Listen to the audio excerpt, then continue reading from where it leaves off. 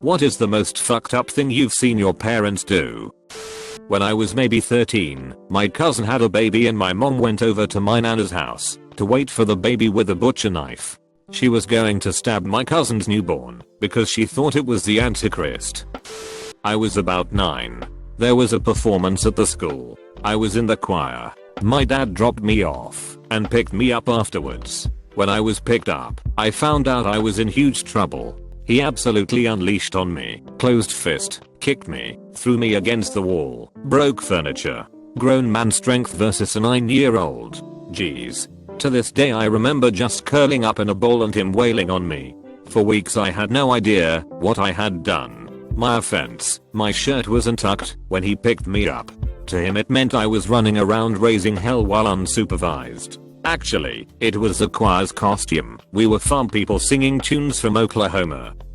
Once while my sister and I were upstairs, my parents were fighting really loud downstairs. Suddenly, we hear complete silence. My sis and I came out of our rooms at exactly the same time to go see what was going on. We rushed down the stairs and saw my father choking my mother. She stayed with him for approximate 10 years after that. Oh, and the day after that happened, we all went on a happy vacation, with my mother pretending nothing had happened and instructing us to do the same. Edit. Thanks all for the replies with well wishes, shared stories and words of encouragement. It's been overwhelming. I'm sorry if I didn't answer your comment. At a certain point, I had to step away from it. I hope you all understand. I caught a lake turtle on my fishing line as a kid. We tried to get the hook out, but the unfortunate thing had swallowed it whole. My poor dad couldn't figure out what to do. We tried to kill it with a pellet gun, but it wasn't powered and didn't even break the skin. Eventually he sent me inside the house and said he's take care of it. I was bawling and couldn't pull myself away. Saw him pick up a cinder block and smash it to death with 3 to 4 blows before kicking the remains into the lake. Horrible. I hated him for it at the time. But looking back on it now, as I'm now close to the age he was at the time, I really feel bad for him. I don't know that he had much else of a choice, and I'm sure it rattled him just as much as it did me. My parents go in an argument, like I'm sure a lot of couples do, but it just kept escalating, voices raising. Eventually it ended up in screaming match. My mom took the phone off the hook and threw it at my dad. He caught it just before it hit his face, and then he got right in my mom's face and screamed at her. She then started smacking him and screaming at him. At the time I thought that was how couples argued. Then I saw my wife's parents get in an argument. She said it was one of the worst she had ever seen, and they were barely 1/10 of the yelling my parents had gotten. Anyway, this has led to a lot of issues with my wife. She thinks I'm yelling at her when I'm, in my mind, barely raising my voice. She always thought I was crossing a line, while I thought I was holding back. Then about 6 months ago she saw my mom and I get in a fight. I'm not even sure what it was over, but I had to resort to yelling to get my point across and catching random shit she threw at me. After that my wife understood that when I get stern and don't yell and don't throw shit, I'm holding back. I'm trying the hardest to not end up like my mom. When I was a little kid, probably around 10, my mom told me to send her checkbooks in the mail that belonged to my grandmother. My mom didn't live with us, and she told me that my grandmother had asked me to send them since she was out of town, so I did. I later got sat down by my grandmother, and she was furious with me for sending the books. My mother had apparently done this in order to commit fraud and had drained my grandmother's life savings from close to $1 million down to nothing. I got blamed for it until my grandmother passed away. One of her last conversations with me at age 24 was her still expressing her disappointment in me for sending the books. My mother denies the whole thing to this day. My mom aggressively forced a bear hugger, a foster kid who'd been repeatedly raped by her father, while her mom held her down. So, my mom is a boundary stomper extraordinaire and abused me all throughout my childhood. I eventually wound up in foster care myself and haven't spoken to her in years.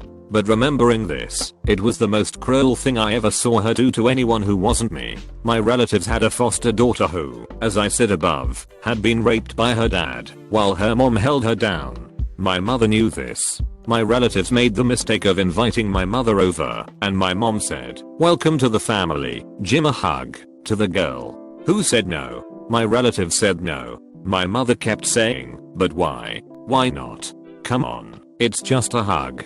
I tried to pull my mom aside to explain why this was a bad idea, even though it should have been obvious, because neither I nor my relatives wanted to just blurt out, because she's traumatized by hugs and touches after being raped so much, obviously, right in front of the girl. So then my mom just hurried over to the girl and grabbed her in a big bear hug and wouldn't let go, while the girl tried to push her off plus hyperventiled. To my shame, and the shame of my relatives, we all just stood there for a moment, in stunned silence before running over and removing my mother from the girl, who was now crying. The girl ran off to her bedroom. My relatives / the foster parents told my mom to get out. Then my mom dragged me after the car and yelled at me for a while. Finally, when I could get a word in, I explained to my mother why the hug was so wrong and hurtful. I explained that my mom should have taken context into account. My mom, the girl is fucked up in the head if she can't even take a hug from somebody nice. And she's probably lying about her parents anyway. God, I'm still mad remembering it. I remember them having sex on the kitchen counter behind us while we were having breakfast before school. One year they got a massive tub of chocolate as they were into eating foods off each other, but they hated it, so us kids had chocolate body spread sandwiches for nearly a year. It was a huge tub. When they got into fights it would turn into a throwing match. My mum dented the double glazed window with a frying pan. It is possible, and to this day, at least 15 years later, she still has the pan in question. They'd once redecorated the lounge, and about a week later were so drunk they got into an argument which resulted in my mum throwing her plate of salad at my stepdad, getting mayo and lettuce leaves on the wall, and I vaguely remember it still being stuck to the wall 6 months later. When my stepdad fell asleep on the sofa downstairs, she'd turn the Bible channel on, or any other religious channel, put the TV on full blast, and take the remote to bed with her, so he couldn't change it. I have really low blood pressure and high anxiety / stress. This was also when I was struggling with an eating disorder and hardly ate anything. I got into an argument with my mother about something incredibly stupid, probably about how I left a crumb on the counter when I wiped it down or something, and started telling my mother I felt faint and was struggling to stand. My mom screamed at me to leave her room and get ready for school. I left her room and promptly fainted, hitting my head on the corner of a wall and knocking myself out cold. When I woke up minutes later I couldn't move my legs or my arms and began screaming for my mom to help me, sobbing loudly and begging for her to help. My mom opened the door, looked down at my crying, begging body unable to move on the floor, and said, "You're always so fucking dramatic," before slamming the door in my face. I had a severe concussion. I'm going to bypass the dark shit and relate one I find hilarious to this day. Most of my friends avoided coming to my front door. My dad was scary shit. One of my good guy friends, however, was so mellow and unfazed by literally anything. He would knock on the door as opposed to my window. He was around 6 feet 5 inches and goofy looking. So, he decided to dye his hair bright manic panic green. And his eyebrows. It was raining out. He knocked on our front door and my dad opened it. He stared, silently, for nearly a minute, taking in the full effect of my giant green buddy whose skin was now quite green too. My dad was really stoned, as opposed to the more typical less mellow things he usually went for. Finally, he just came and got me and said, "Underpants bandit, there's a jolly green giant here to see you," and left the room. The next day he asked if, in fact, my buddy was actually the jolly green giant, or if he was hallucinating. My mum cheated on my dad when I was 5 I remember seeing the guy and mum saying don't tell dad. To save the marriage they moved states, and my dad still kept his same job, $150k salary in the 90s, and came home in the weekends. Of course mum found someone else to cheat with while dad was at work. He got her all the new cars and started her a business. But still she was committed to cheating. They divorced. During the custody court case she lied in court, say my dad raped me and my sister. Same mum, different dad. My dad was trying to get custody of my sister even though she wasn't his own. He knew she was better off with him. The case destroyed my dad, lost his job, house money, etc. Mum remarried and had more kids with the new guy. Fast forward 10 years. And she cheats on him with his best friend. Told my sisters don't tell dad. She broke the news on my birthday, which was the same day as my final exams. They go to court for custody. Can you guess what happens next? She said my stepdad raped her and my sisters. Utter bullshit. He can only visit with a police officer present. These are examples of what she has done to people in my life. I could write a book about the shit she has done to me personally.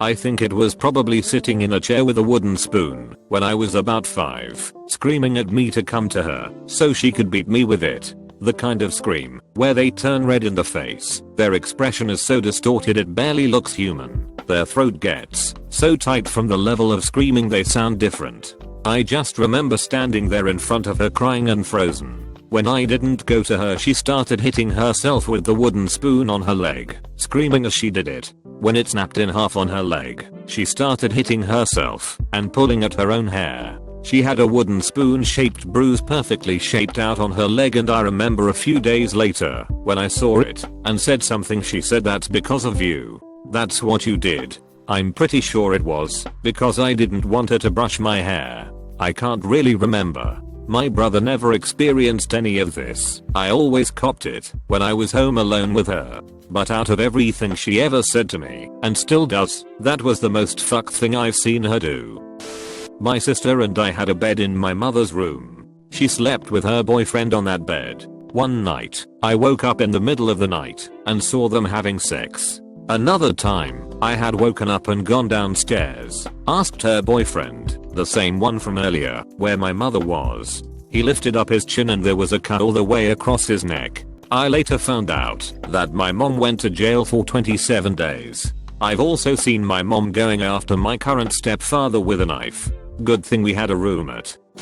My mom held a gun to her head when I was 8, threatening suicide. When I ran over to her, crying, trying to stop her, she pointed the gun right at my forehead and told me to get away. Never been more scared in my life. She also shot a gun off in the house a few weeks later, had several ropes tied into nooses hanging in her closet, wrote several suicide notes, and would basically threaten to end her life whenever something inconvenienced her. Luckily she's sober and much more stable now, but we don't have a good relationship, and I'm still terrified of her to this day.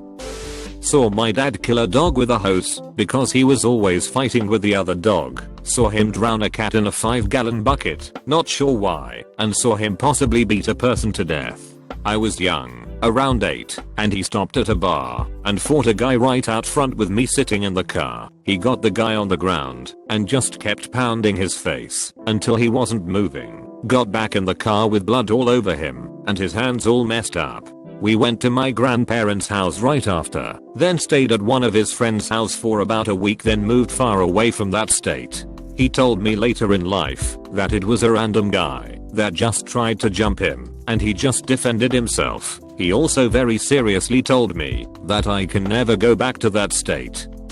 When I was around 7 to 8 years old, I was in the car with my dad when a car coming the other way hit a fox. I still remember the way that thing looked lying on the road afterwards. It was breathing, but not well, and a large part of what I thought should have been inside the fox was now on the road. So my dad stops the car and tells me play Snake on his new phone. Mobiles were a pretty new thing at the time, which I now realize was to distract me while he went to check on the animal. Even at that age I could tell there was no saving that thing, and I bloody sucked at Snake. So I was looking out the window again pretty quick, in time to see him look at the dying animal and then step slowly onto its throat to stop its suffering, and then using an old blanket from the boot to carry it off the road. Now I'm not suggesting this would be as traumatic as some of the other posts on here, and my dad certainly wasn't an abusive man, but I don't talk to him a lot, and that image of him looking down at the thing is so thoroughly burned into my head to this day. Looking back I would have done the same. Still seemed pretty messed up at the time. Not my story but my husband's. At 6 years old he had a loving relationship with his dog Star. The stories he's told me about her really light up his eyes. He loved her so much. But Star was getting old, and he could tell. There had been some talks of taking her to the vet to be euthanized, but nothing ever came of it. One day he heard a scuffle in the shed and peeked his head around the corner of the door, only to see his mother hanging his dog from a beam. This is always the story that kills the light in his eyes when he talks about her. I'm big into rescuing and fostering dogs, so this story really tears me up every damn time. My mom and dad have been divorced since I was 1, and despite the fact that I spent approximately an equal amount of time with each of them through my childhood, my mother's house was my legal residence, so I went to school in the town she lived in. During my 8th grade year, I began living with my dad full-time due to years of abuse and neglect by my mom. That following summer my mother moved without telling anyone, leaving me and my dad to either move to the town where my mom lived, which had a great school system and all my friends, or stay where we lived, in the most drug-infested town in the county with a considerably worse school system. My dad and I had to find a place and move in less than 2 months. My parents divorced when I was 7. My father died when I was in my early 20s. He left me $5 in his will. That was fine. I wanted nothing to do with him from the time I was 7. The courts revoked his visitation when I was 13. I saw him 3 times from a distance between 13 and 18 and didn't speak to him. We never got in contact again. My mom wanted me to get a lawyer, contest his will, and turn over the money to her because she felt she was due on account of her crappy marriage and lousy divorce settlement. Her sisters agreed,